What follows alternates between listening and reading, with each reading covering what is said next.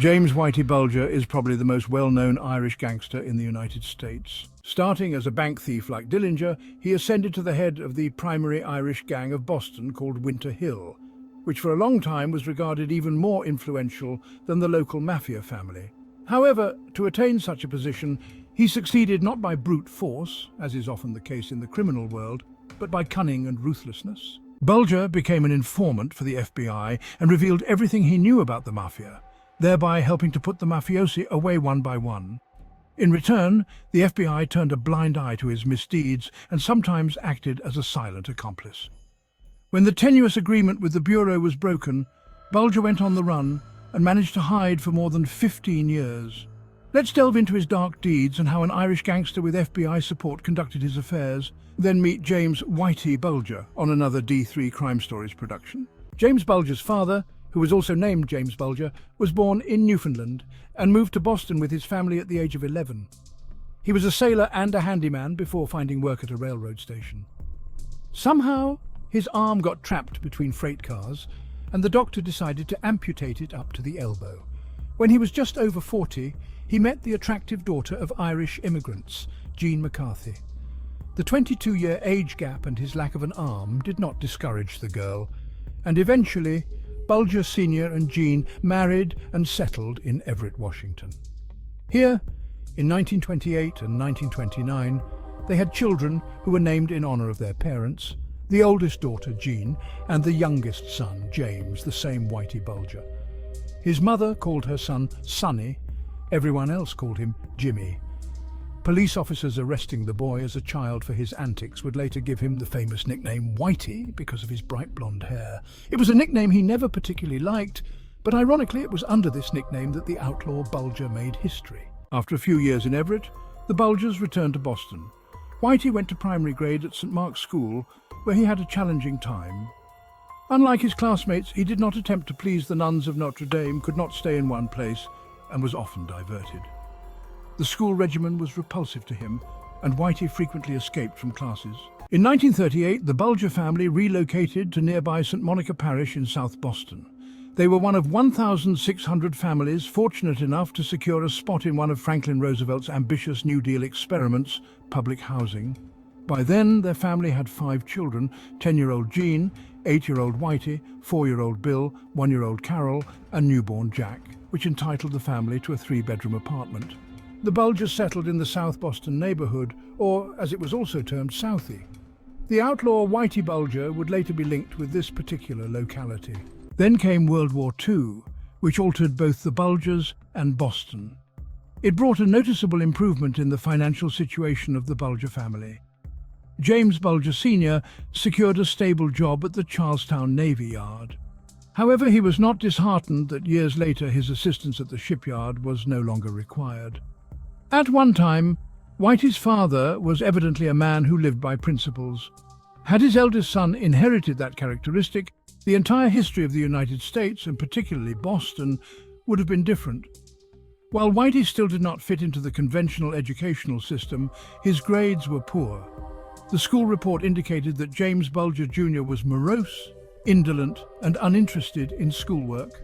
For stubbornness, he had to endure corporal punishment from his father, which he later remembered as exceedingly severe. Evidently, good-natured Bulger Sr. simply could not tolerate the antics of his son and was desperately seeking a way to put him on the right path. At his father's insistence, Whitey attended Brand's Vocational High School, which could assist him in acquiring a profession, but he lasted only 1 year there. However, Whitey did find something to his liking.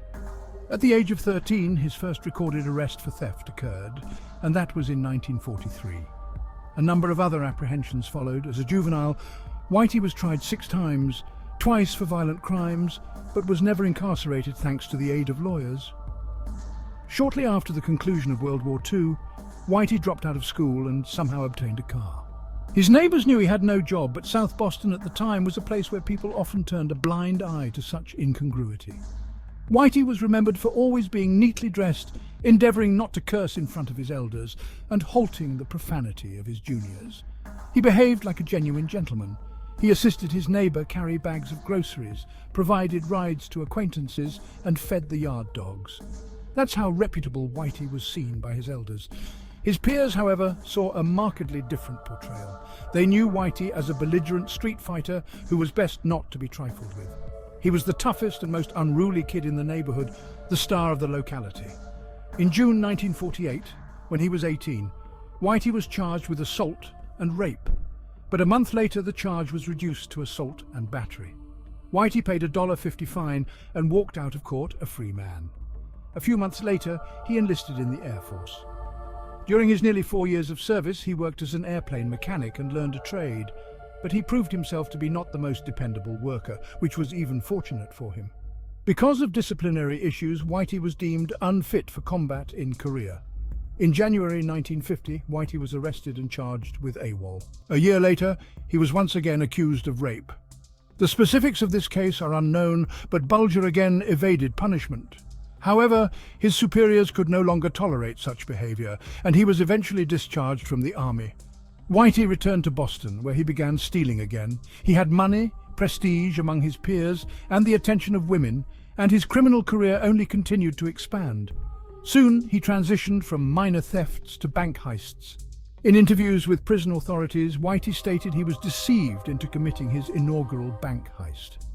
A criminal named Smith, who encountered him in a tavern, proposed him a job but kept the specifics undisclosed. Whitey knew only that it would be easy money and consented. According to him, when he discovered that the situation entailed a bank robbery, he desired to decline, but he was halted by the unwillingness to appear a coward. The outcome of it all was that in May 1955, his first significant robbery took place in Pawtucket, Rhode Island. The case was a success. The proceeds of the burglars amounted to $42,000, which was at that time a very impressive sum. With this event began a new phase in the criminal career of Whitey Bulger. In November of the same year, Whitey participated in a bank heist in the Boston suburb of Melrose. This time, the earnings were more modest, $535. Bulger came into haste and did not want to stop. In addition, his girlfriend Jackie, a young and beautiful single mother, was already getting accustomed to the luxurious life which was provided by the occupation of Whitey. Soon after the robbery at Melrose, Whitey and his associate Barchard took their girls and traveled 900 miles from Boston. Their destination was Indiana. Leaving their ladies at a motel, the friends checked out the local state bank and drove to the building the next day in a stolen automobile. While Barchard stuffed a bag with money from the cash registers, Whitey intimidated customers and employees with a firearm. Bulger made them lie on the floor, stating that he and his accomplice were not going to harm anyone. But they needed to make a living, as Dillinger once did. In this phrase, he mentioned the most renowned bank robber of the West, who was evidently a great authority for him. Eyewitnesses to the heist would later refer to them as the two Dillingers. After amassing over $112,000 from the robbery, the outlaws parted ways. Whitey briefly returned to Boston, soon to go with Jackie on another romantic journey. The couple left for Miami, where they were apprehended a couple of days later by local police for loitering. When Boston police said they had no warrants for Whitey's arrest, the charges against him and Jackie were dropped. Whitey only paid a $100 fine. The cops didn't yet know that Whitey had recently robbed a bank in Indiana. But a few days after New Year's Day, Indiana authorities did issue a warrant for Whitey's arrest. Bulger learned of the warrant and traveled to California, but he soon missed Jackie, so he returned to Southie and picked her up from her mother's house. Back in his hometown, Whitey dyed his hair black, wore horn-rimmed glasses, and tried to stay off the streets. When he walked around Southie, he had a cigar in his mouth, because it changed his appearance. But despite his efforts, the FBI tracked Whitey down and apprehended him in March 1956. Ready for a healthier life? Contact Pure Home 365. Our water and air purification systems are the only products that remove up to 99.9% of all contaminants and toxins that we breathe and drink. So call 904-386-3816 or scan the QR code to schedule your free consultation with one of our experts. We'll discuss the details about the contaminants in your water like lead, chlorine, and even arsenic, then provide you with a curated solution based on your family's needs to give you the cleanest cooking, bathing, and drinking water throughout your home. So call Pure Home 365 at 904-386-3816 or scan the QR code for your free consultation. Our friendly and knowledgeable staff awaits. Pure Home 365, helping people live longer, healthier lives. Similar to Whitey, John Connolly had Irish roots. His childhood was spent in the same neighborhood where Bulger spent his youth. With Whitey himself, John had previously intersected paths only a pair of times. When he was 8 and Bulger 17, Whitey once purchased John an ice cream cone and sometime later rescued the boy from a scuffle. Whitey Bulger may have soon forgotten these occurrences, but John Connolly remembered them, just as he recalled the admiration he had for young Bulger, the toughest lad in Southie. Then, when Whitey Bulger went down his criminal road, little John Connolly came under the patronage of his brother William.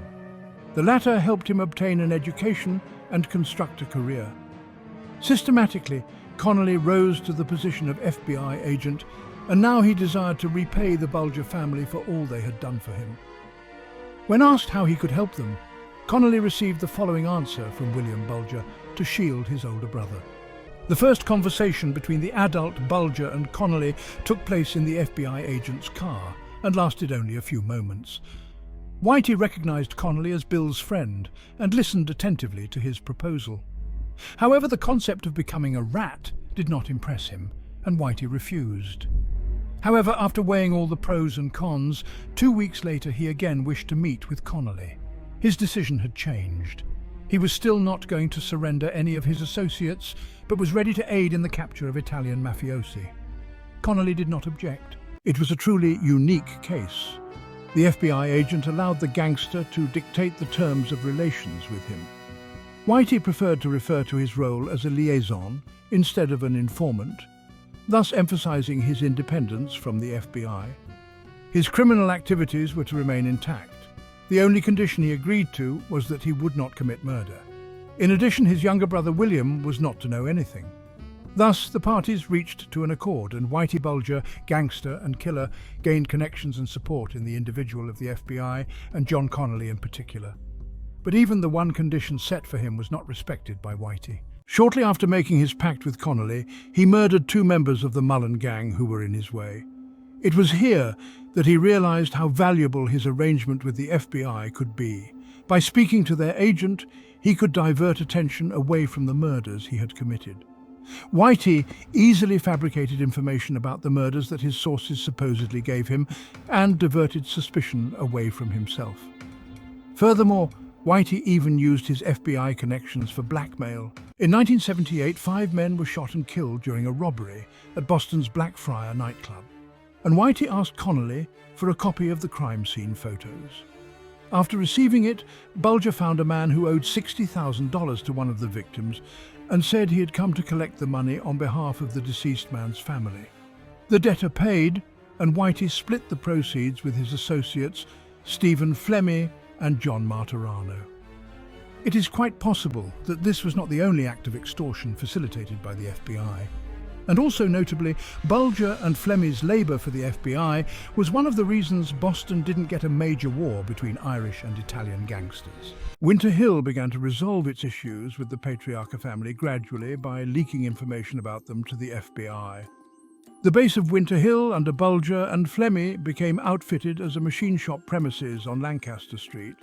This place was not selected by chance. From here, in just a few minutes, one could walk to the North End, where the headquarters of the Mafia, about which Whitey and Stephen had to collect useful information for the FBI, was located. In general, Winter Hill on paper attempted to maintain harmonious relations with the mobsters by preserving personal contact with them. Bulger, on the contrary, through such connections of his men and his own, was acquiring the information the FBI required.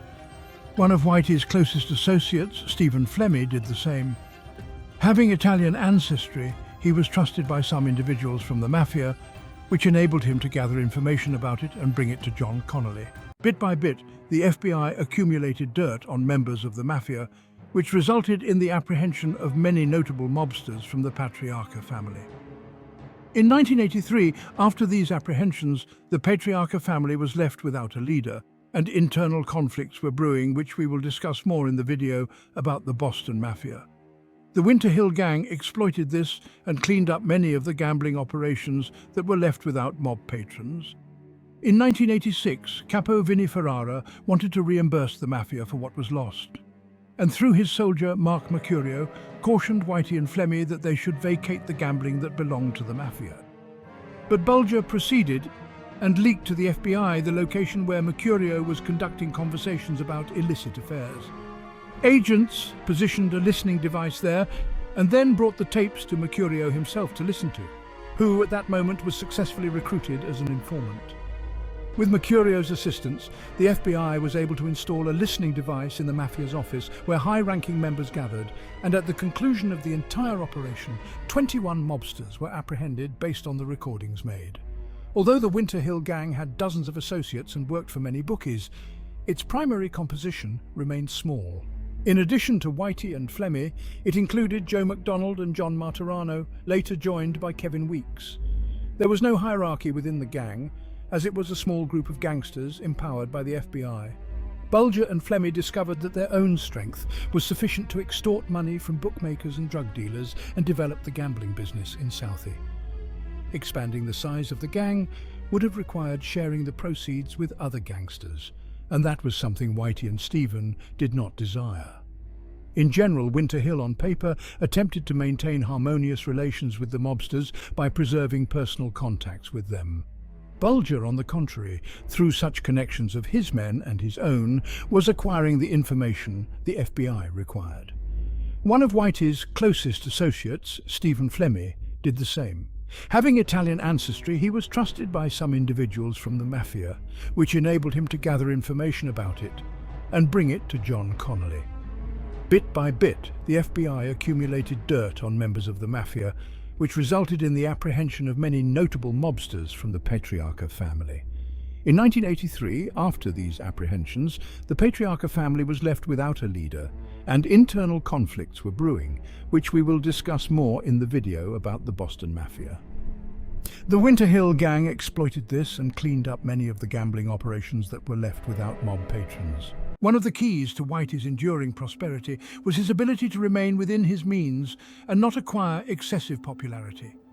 He intentionally divided his life into separate spheres, each with its own regulations. By day, Whitey discussed gang business on the seaside edge of Southie, out of earshot of electronic devices, and travelled around with his companions to collect money from bookies and drug dealers. In the evening, he would dine with his mistress Teresa Stanley and her children before departing for another lover, Kathy Gregg. Whitey had a small circle of acquaintances. Among them were both criminals and FBI agents. Whitey's closest associates were his companion, also an FBI informant, Stephen Flemmy, and the intimidatingly robust, though not very intelligent, Kevin Weeks, whom Whitey could pit against his adversaries. The family did not intervene in Whitey's affairs, and his younger brother William even admirably viewed the exploits of his older brother. He saw Jimmy as a man who, together with the FBI, defeated the Italian Mafia. A hero, not a ruthless killer. By the way, it's probably worth discussing William himself. His story is also filled with highs, but unlike his older brother, William Bulger preferred an honest ascent. If Whitey advanced professionally as a gangster and a gang leader, then Billy ascended the career ladder as a successful politician. In 1960, while his brother was incarcerated, William Bulger was elected to the Massachusetts House of Representatives as a Democrat. In 1970, he was elected to the Massachusetts Senate. In 1979, William became president of the Massachusetts State Senate and was re-elected every 2 years thereafter until 1996. Making his tenure as president of the state senate the longest in Massachusetts history. Billy's success as a politician and his reputation as an auditor in Southie was the pride of the family, and Whitey assumed the role of defending his brother's career. For instance, when William Bulger was occupied promoting his friend, Boston University President John Silber, for governor in 1990, Whitey worked to tarnish the reputation of Silber's competitor, Frank Bellotti. He was particularly incensed by Bellotti's political advertisement, in which he drew parallels between Silber's authoritarian rule at Boston University and William Bulger's strict leadership as Senate President. In retaliation, Whitey resolved to counter Bellotti's advertisements with his own. Alongside his accomplice, Whitey drove around the streets and spray-painted "Remember John Cody" on asphalt, bridges and buildings to remind people of the state tax collector who 8 years earlier had taken his own life after allegedly being a pawn in Bellotti's politically motivated investigation. Similarly, Whitey pursued Bill's political adversaries, such as was the instance with Patrick Loftus, a contender for a Senate seat in 1970. However, let's revert to Whitey Bulger and his role as an FBI informant. John Connolly persuaded other agents and even his superiors that Whitey and Flemmi should not be viewed as criminals, but as associates. Connolly and Whitey's own relationship was not merely a working one, but also a cordial one. They went on vacations together. Connolly was comfortable travelling with a guy who dispensed cash like an ATM, and Bulger had some privileges thanks to his FBI companion, like being able to board a plane out of turn. They worked seamlessly, and their gatherings resulted in many thick stacks of reports. Connolly also sought to dignify Whitey's name by seeking his assistance in solving high-profile crimes. In 1985, for instance, Whitey was tasked with investigating a guy suspected of kidnapping a 9-year-old girl. Whitey reported back that he didn't believe the selected individual could have been involved in the case, and his findings prompted further investigation by the FBI. It later emerged that the boy was indeed innocent. Naturally, Connolly recognized that both Whitey and Flemmi were and continued to be murderers, but he asserted he didn't think that they ever killed anyone who wasn't attempting to kill them or wasn't intending to betray them. The FBI rewarded Connolly for recruiting and maintaining a high-profile informant like Whitey Bulger, and during the 1980s, Connolly's salary increased from $45,000 to $60,000 annually. Naturally, tokens from his informants also occasionally found their way into the FBI agent's pocket. Whitey and Flemmi cherished their association with the FBI no less, particularly since it swiftly became their primary safeguard and protection. In the spring of 1981, a gangster named John Callahan was instructed to eliminate a businessman who obstructed his plans. This marked the first occasion Whitey Bulger and Stephen Flemmi were asked to eliminate a man not linked to the criminal underworld. The target was Roger Wheeler, the aforementioned Callahan who had long served as an associate of a firm that organized sports betting, from which he pocketed extra money, approximately $1 million annually. Callahan's business might have flourished if not for the police, who uncovered Callahan's connections to the criminal community. The board of directors terminated Callahan for this, and subsequently he concocted a plan to locate a businessman willing to purchase the company. That individual was Wheeler, an Oklahoma entrepreneur who had amassed a fortune in computers and was exploring investment opportunities. Callahan regained his position, but issues arose with the new owner. One of Wheeler's initial moves as owner was to dispatch his sons to Miami to scrutinize the company's finances, which made Callahan apprehensive. Leaking $1 million annually could not go unnoticed. Callahan then determined that the optimal outcome would be for him to assume leadership himself. To achieve this, he required influential backers and individuals ready to eliminate Wheeler. The Winter Hill gangsters fulfilled both criteria. The case was designated to Johnny Martorano and Joe McDonald. The duo of disguised assassins stalked the victim in a parking lot near the golf club. 2 little girls standing on a nearby pool ramp witnessed the crime. As the 50-year-old Wheeler lowered himself into the seat of his automobile, he endeavored to close the door, but it was held open by McDonald, who had stealthily approached. Martorano proceeded to the door, dropped the towel under which the revolver was concealed, and fired. The bullet struck Wheeler's forehead and killed him instantly. The killer departed the scene in a stolen automobile, which Bulger reportedly drove to them. The girl witnesses were unable to discern its license plate number. When news of Wheeler's murder reached Boston, John Connolly, anxious about the potential repercussions for his informant, called Whitey. "If anyone asks, you were talking to me when it happened," he told Bulger. His concern was not unfounded. The assassination of a millionaire businessman caused more stir in law enforcement than the typical gangland killing. Having pocketed his share of the bounty for the case, Whitey knew that with that profit, he was also acquiring a slew of problems. Detective Mike Huff, who investigated the businessman's murder, swiftly found leads. he discovered that John Callahan intended to take over Wheeler's company and was closely linked with the Winter Hill gang. But then the Boston FBI intervened. After interrogating Callahan and his informants, John Connolly reported that neither Callahan nor Winter Hill had anything to do with the case. This time, Whitey was able to escape with it, but the narrative had a sequel. A few months later, in October, Callahan's associate Brian Halloran, who knew the specifics of Roger Wheeler's murder, was arrested for the murder of a cocaine dealer in Boston's Chinatown. All the facts were against him, and Halloran resorted to a familiar method: exchanging information for leniency. Investigators in his case received a detailed account of what transpired in the parking lot last spring. News of Flemmi and Whitey's involvement reached Connolly. He presumed that Halloran had incriminated him in his tale in order to extort money from them to alter their testimony. But that argument was a stretch. Most likely, the gangsters would not pay and simply execute the traitor. Halloran himself could not help but realize that. Halloran's case lingered on, and he and his family were temporarily placed in a refuge in Falmouth for protection from the prosecution of other gangsters. But Halloran couldn't endure sitting in the cramped space in the company of his wife and small children, so he aimed to relocate to Massachusetts. To do so, he needed to fetch a car from Boston, where he went on May 11th, 1982. When he entered a bar, he was spotted by one of the Winter Hill partners, who immediately alerted Whitey Bulger. His associates tracked Halloran as he and a buddy were returning to Falmouth.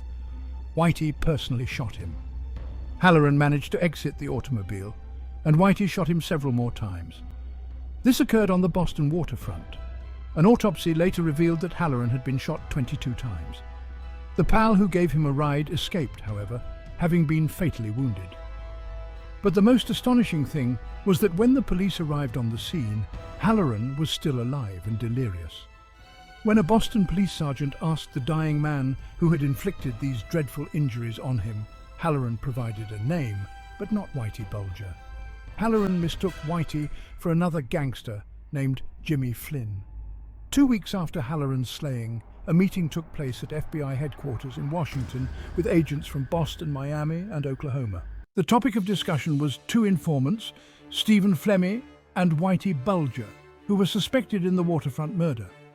It was proposed that they be dropped as informants, but Boston agents cited as evidence of the indispensability of Flemmi and Whitey the audio recordings made with their aid, which in 1983 led to the apprehensions of major figures in the Italian mafia.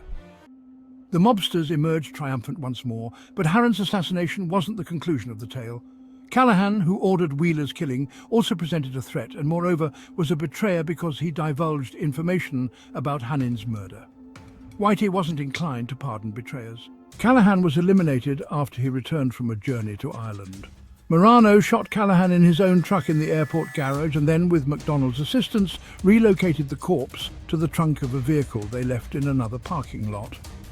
The cadaver wasn't discovered until a couple of days later, when a foul smell became noticeable and one of the parking lot employees noticed something dripping from the trunk. Joe Callahan was deceased, but his Swiss bank accounts were still open, which Whitey and Flemmi resolved to exploit. The mobsters approached an associate and a business collaborator of Callahan and demanded $600,000 from him, which they purportedly owed to his associate. Whitey vowed to eliminate him and all his confederates and family. Finally, Bure added that if Callahan's partner reported to the authorities, he would find out within 5 minutes. Naturally, the terrified man complied with Whitey's conditions. However, Callahan's slaying brought Whitey and Flemmi not only advantages, but also another predicament. It's not difficult to infer that it concerns their reputation as FBI informants, but even here their associate Connolly shielded them, for which the mobsters compensated him monetarily. Concurrently, Connolly's colleague, FBI agent Jerry Montanari, insisted on interrogating Whitey and Flemmi, and on November 2nd, 1983, the interrogation was arranged.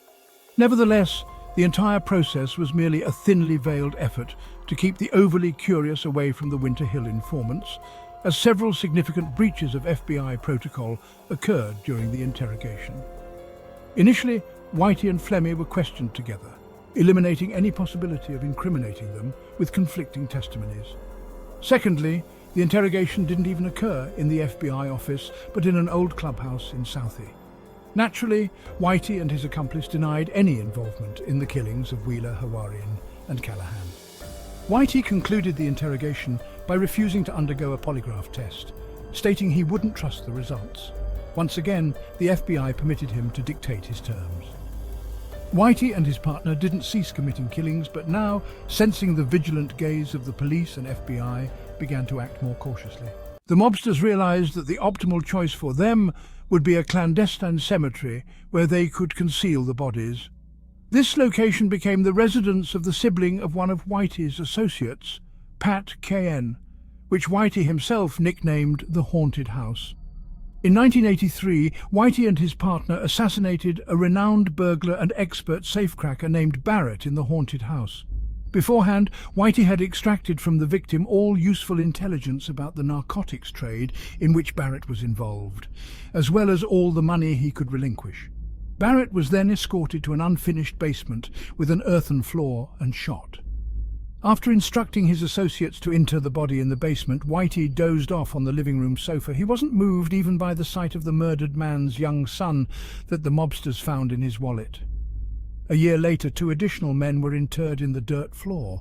The informant McIntyre, who posed a threat to Whitey and Flemmy's reputation, and Flemmy's M, Deborah Hussey, who knew too much. As Whitey had anticipated, the disappearance of the 3 men was not linked to him and his accomplices, because they had all sorts of evidence along with the bodies. But several months after Deborah Hussey's murder, Whitey received news that alarmed him. The proprietor of the house intended to sell it.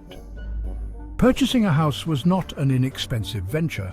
Moreover, the profitability of the Haunty was precisely because it previously belonged to another individual, and in case of any suspicion, Whitey and his accomplices remained free of suspicion. So, this was not the solution to resolve the issue.